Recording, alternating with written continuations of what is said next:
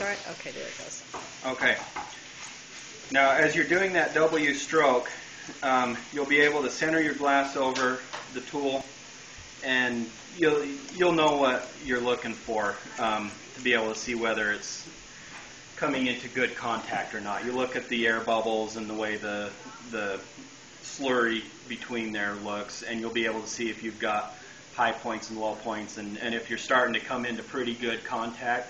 When you get pretty close to a good even contact, then you're going to finish up for the remainder of your rough grinding with just a normal stroke.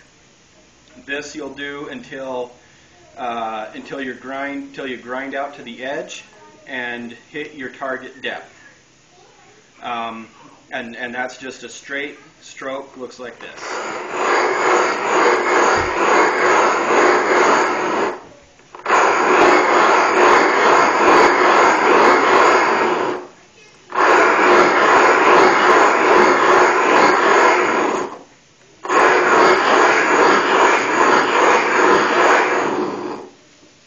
And remember that I'll teach you about the flashlight test, and also you've got your feeler gauge to feel how deep your curve is.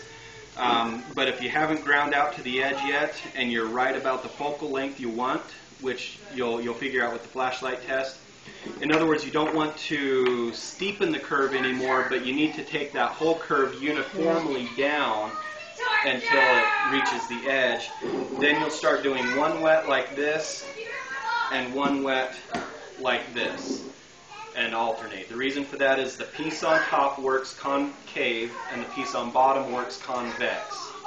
So if you don't need to steepen your curve anymore, you want to keep that curve even, you go like this and it flattens the curve a little bit, and your next round you do mirror on top and you steepen the curve a little bit, and then flatten it a little bit and steepen it a little bit, and we're talking just little tiny bits, and you do that alternating, and it'll keep your curve, your focal length right where it needs to be, but push that curve deeper into the glass until it grinds out to the edge, and then you're done with your rough grinding.